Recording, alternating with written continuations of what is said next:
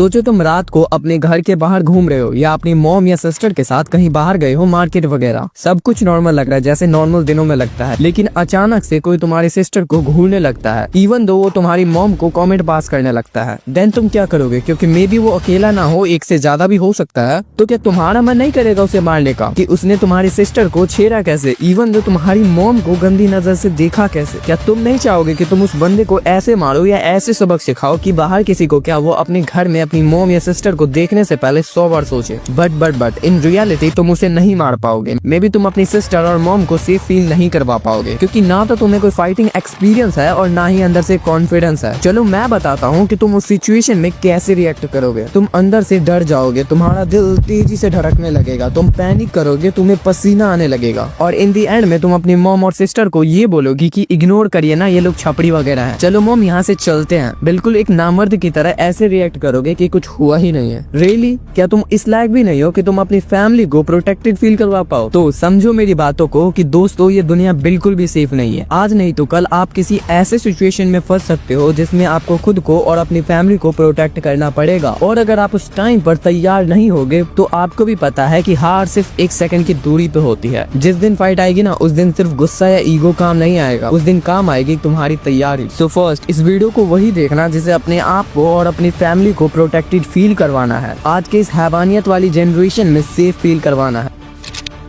तो आज के इस वीडियो में तुम्हें सीखने को मिलेगा कि तुम अपने पैनिक को कैसे कंट्रोल कर सकते हो ताकि तुम फाइट के सिचुएशन में फ्रीज ना हो जाओ। और इस वीडियो में मैं तुम्हें ये भी बताऊंगा कि तुम अपने टेस्टोस्टेरोन को कैसे हाई कर सकते हो ताकि तुम फाइट के दौरान थक ना जाओ। देन हम बात करेंगे 7 डेडली सेल्फ डिफेंस मूव के बारे में जो किसी भी सिचुएशन में तुम्हारे काम आएगी। देन हम बात करेंगे एक पावरफुल फिजिक के इम्पोर्टेंस के बारे में। तो अब मुझे नहीं लगता कि इस वीडियो को पूरा देखने के लिए तुम्हें कोई हुक देने की जरूरत है, क्योंकि वी ऑल नो कि why we need to learn self defence as a man और woman. So without wasting a single second, let's get started. Section 1 में हम बात करेंगे कि तुम फाइट के सिचुएशन में पैनिक क्यों हो जाते हो। सो अगर तुम्हें फाइट का नाम सुन के भी डर लगता है या जब रियल फाइट में कोई तुम पर अटैक करता है तो तुम फ्रीज हो जाते हो, तो देख भाई ये नॉर्मल है, क्योंकि ये हर एक इंसान के साथ होता है, लेकिन इसका सॉल्यूशन भी है। सो फर्स्ट हम बात करेंगे कि हम पैनिक क्यों हो जाते हैं। सो इसका मेन रीजन है एड्रेनालाइन हार्मोन। देखो जब आपको लगता है कि आप डेंजर में हो तो आपका दिमाग इस हार्मोन को रिलीज करता है। ये आपको फास्ट मूवमेंट और एक्स्ट्रा स्ट्रेंथ देता है, लेकिन अगर आप मेंटली ट्रेन नहीं होते हो तो ये आपको फ्रीज कर सकता है। And then lack of experience. तो अगर तुमने कभी भी रियल लाइफ फाइट एक्सपीरियंस नहीं किया है तो तुम्हारा दिमाग उस सिचुएशन को प्रोसेस नहीं कर पाता और तुम कंफ्यूज हो जाते हो। एंड देन सबसे इंपॉर्टेंट चीज जो है लो टेस्टोस्टेरोन। देखो अगर तुम्हारा टेस्टोस्टेरोन लो है तो तुम्हारा अग्रेशन और कॉन्फिडेंस दोनों वीक होंगे और तुम ऑफ कोर्स जल्दी डर जाओगे। एंड देन सबसे नॉर्मल थिंग जो आज की जनरेशन में सभी करते हैं जो कि है ओवर थिंकिंग। देखो जब तुम्हारी फाइट होती है और अगर तुम उस टाइम पर ज्यादा सोचने लगते हो, लाइक तुम्हारा दिमाग ये सोचता होगा कि क्या होगा अगर ये मुझे मार दे, तो अगर मैं हार गया तो, और इसी वजह से तुम्हारी बॉडी रिएक्ट नहीं कर पाती। सो अब हम बात करते हैं कि तुम इसे कंट्रोल कैसे कर सकते हो। तो समझो मेरी बात को कि अगर तुम पैनिक को कंट्रोल नहीं करोगे तो कोई भी तुम्हें इजीली हरा सकता है। इसीलिए ये कुछ टेक्निक्स फॉलो करो। Deep breathing. आई नो कि फाइट के टाइम पे तुम्हारे पास इतना टाइम नहीं होगा कि तुम 4 सेकंड तक सांस को अंदर लोगे और 4 सेकंड होल्ड करोगे और 4 सेकंड बाद तुम बाहर छोड़ोगे, पर अगर तुम्हें लगे कि अभी मेरे पास टाइम है, ये बंदा मुझे इतनी जल्दी नहीं मारेगा, तो तुम इसे यूज कर सकते हो। Then tunnel vision. देखो जब एड्रेनालाइन पंप होता है तो तुम सिर्फ एक पॉइंट पे फोकस कर पाते हो, आंखों से पूरा एरिया को स्कैन नहीं कर पाते। सो नेक्स्ट टाइम से तुम कोशिश कर कि तुम पूरे एरिया को स्कैन करो ताकि तुम्हें कोई और डेंजर ना हो। देन तुम शैडो फाइटिंग कर सकते हो अपने आप को मेंटली प्रिपेयर करने के लिए। हर रोज कम से कम तुम्हें 1 से 2 मिनट तक शैडो फाइट करो और अपने दिमाग में इमेजिन करो कि कोई तुम पर अटैक कर रहा है और तुम उस टाइम पर कैसे रिएक्ट करोगे। Section number 2 testosterone. अगर तुम्हारे अंदर एग्रेशन और एनर्जी नहीं है तो समझो कि तुम फाइट ऑलरेडी हार चुके हो, क्योंकि देखो टेस्टोस्टेरोन एक ऐसी चीज है जो तुम्हारी फाइट में कितना रोल प्ले करता है ये तुम्हें भी पता है। अब तुम्हारे माइंड में एक क्वेश्चन होगा कि टेस्टोस्टेरोन का रोल फाइट में क्या है। So first aggression control. अगर टेस्टोस्टेरोन हाई होगा तो तुम नेचुरली ज्यादा डोमिनेंट और फियरलेस फील करोगे। हाई टेस्टोस्टेरोन का मतलब है स्ट्रॉन्ग मसल्स और इंड्योरेंस, जो फाइट में तुम्हारी सबसे बड़ी स्ट्रेंथ होगी। Then quick reaction time. Testosterone आपके रिफ्लेक्सेस और डिसीजन मेकिंग को फास्ट करता है, ताकि अगर तुम्हारे ऊपर कोई अटैक करता करता है तो तुम उसे जवाब जल्दी से दे सको। अब बात रही कि तुम टेस्टोस्टेरोन को कैसे बढ़ाओगे नेचुरली। तो सनलाइट लो। विटामिन डी टेस्टोस्टेरोन को नेचुरली बूस्ट करता है, इसीलिए रोज सुबह ट्राई करो कि तुम सनलाइट जरूर से ले रहे हो। स्क्वाट्स, डेडलिफ्ट और पुशअप्स जैसी कंपाउंड एक्सरसाइज टेस्टोस्टेरोन लेवल बढ़ाती है। थर्ड, जिंक एंड मैग्नीशियम खाओ। बेसिकली ये मिनरल्स तुम्हारे टेस्टोस्टेरोन प्रोडक्शन में हेल्प करता है। Then fourth, avoid stress. Stress जो है टेस्टोस्टेरोन को डिस्ट्रॉय करता है, इसीलिए तुम ट्राई करो कि तुम स्ट्रेस ना लो, और जिसके लिए तुम मेडिटेशन और डीप ब्रीथिंग कर सकते हो। सो अब फाइनली हम बात करते हैं वीडियो की सबसे इम्पोर्टेंट पार्ट का, जो कि है 7 most effective self defence move. सो